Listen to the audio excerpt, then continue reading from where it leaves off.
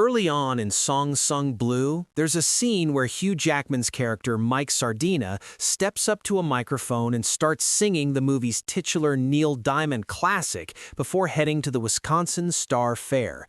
It's a tender, sincere moment where we get the full vibe of Craig Brewer's film, with the performance treated like the only thing holding Mike together. It's not a showstopper like some of Jackman's previous sets in Les Miserables or even The Greatest Showman, but it's also not meant to be. The setting where he sings isn't glamorous, but somehow it lands anyway. The way he holds the notes, to the way he looks out at the room as if the song is everything he's ever known. It's that genuine sentiment for Diamond's music that quietly tells you what kind of movie this is going to be. That's why Song Sung Blue film works so well as a holiday watch. It's warm without being corny, in earnest without ever being pushy. Based on a true story, which also received a documentary of the same name, the film follows two struggling musicians who find love and purpose through a Diamond tribute band. It's never once taken up as a gimmick, but rather a lifeline for them to connect. Jackman and his co-star Kate Hudson ground the story in something gentle and human, making this less about having big dreams and more about achieving small victories. In a sea of biopics this year, Song Sung Blue never reinvents the genre, but it does offer something sweet and comforting to end the year. What is Song Sung Blue about? After that opening performance, the film slowly moves into Mike's reality. Divorced and newly sober, Mike isn't chasing music more than he's using it to stay grounded. When we first see him at the state fair with a bounty of impersonators, it's kind of funny. But it's also quietly revealing how these people are not trying to become stars, but rather hold on to versions of themselves through music that means something deeper to them. It's here that Mike meets Hudson's Claire, a Patsy Cline impersonator who is pretty laid back and has experience, but not a ton of ambition.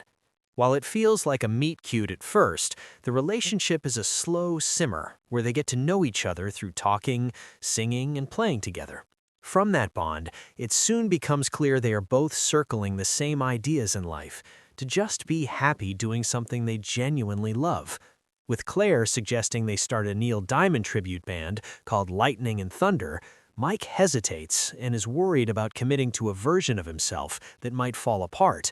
But Claire reframes it not as impersonation, but rather as an interpretation. It's this distinction that gives the movie its emotional footing. Lightning and Thunder was never about copying a legend, but instead using beloved, familiar music to say something personal, even if your audience is small. From there, the story grows in modest, believable ways, even if some of the real timeline is skewed for the Hollywood effect. But with moderate pacing and sharp performances, rehearsals for the pair turn into gigs, gigs turn into a routine, and a family unit slowly emerges. Song Sung Blue lingers in these spaces, even if it's sometimes longer than necessary.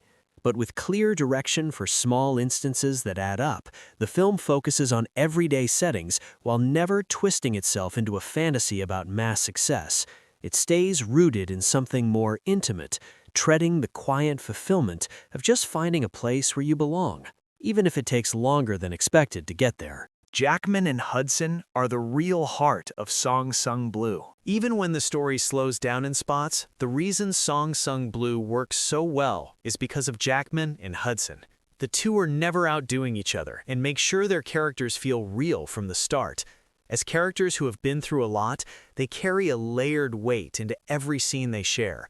And even though this isn't a sweeping romance, their chemistry is refreshingly low-key and hinges on the pair elevating each other. From that very first scene, you know who Mike is almost immediately, not because Jackman shows it to us, but because of how little space he gives himself in a room. He's kind and earnest, but also deeply flawed. The way he keeps brushing off his health scares isn't framed as some movie gag, but the denial of someone who thinks if he pauses or stops, it means he's failed. Jackman lets that tension sit in his body through Mike's movements and his avoidance of eye contact with things that appear too real. But Jackman's biggest job is balancing all of that while singing too. You hear a broken man in his voice as he pushes through notes because that strain is the character. But if Jackman is the film's grit, Hudson is the emotional anchor of Song Sung Blue. Claire is written with sharp edges and a ton of nuance, especially when the couple faces their first major trial together. But Hudson never softens Claire's behavior once things start to narrow around her. It's this rooted honesty that makes Claire's worst moments feel understandable. And, like Jackman, Hudson's singing carries that same emotional weight, particularly when her character holds a note or lets her voice crack slightly. With the stage being where she is her most vulnerable, this backdrop helps Hudson reveal what the character can't always say through the music. When it comes to the supporting cast, Michael Imperioli brings a sharp mix of charm and chaos as the band's promoter, Mark, while Jim Belushi brings an easy warmth and energy that could easily tip into caricature as their manager, Tom, but never does. But one of the most impressive standouts comes from 20-year-old Ella Anderson, who stars as Claire's daughter, Rachel. Anderson never falls into a generic trope of the concerned daughter. Instead, she brings a quiet maturity to the teenager, especially when watching her parents unravel. It's her sharp, emotionally gritty reactions that feel lived in and genuine, and hit harder when things really tip over for the family. Song Sung Blue knows exactly what story it's telling. It's actually a relief that the writing in Song Sung Blue isn't trying to be clever or different. So many of these kinds of biopics can really lean into being self-contained in a way that feels like they're desperate to prove the story matters, forcing tidy life lessons every 10 minutes. But this one really resists that to stay small, and most of all, human. It never races to hit plot points. Instead, it's a fairly simple story, and when things start to get heavy, it doesn't feel like it's pushing you into it either. It kind of just sits with you to digest and process. And with a couple facing a mountain of hardships, it's never treated as a plot twist either. Instead, it's framed as the slice of life sort of happenings continuing to be unfair. As a lifelong Diamond head, the Neil Diamond music is appreciated and fun, and definitely a warm blanket in the background. It's there constantly, but not in a way that does any emotional lifting for the film. The songs are never used like a greatest hits jukebox, but more like emotional shortcuts for Mike and Claire's dynamic and their feelings. And because Jackman and Hudson are both carrying so much of their characters' weight while they sing, the music ends up feeling personal, not performative. By the end of it all, it's not the kind of movie that makes you think this is groundbreaking by any means. From the beginning, Song Sung Blue knows exactly the kind of story it's telling.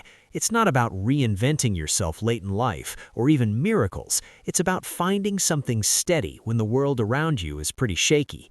Yes, the movie wanders a bit and wears its flaws openly, but it's still pretty sincere and something you can easily overlook. If you're someone who saw the trailer too and thought, woof, this is cheesy AF, trust me when I say it doesn't give the film a fair chance at its full picture. Like the songs it's built around, it's simple and familiar, and sometimes that's enough to make a movie feel so good. So good. Song Sung Blue comes to theaters on December 25th in the US.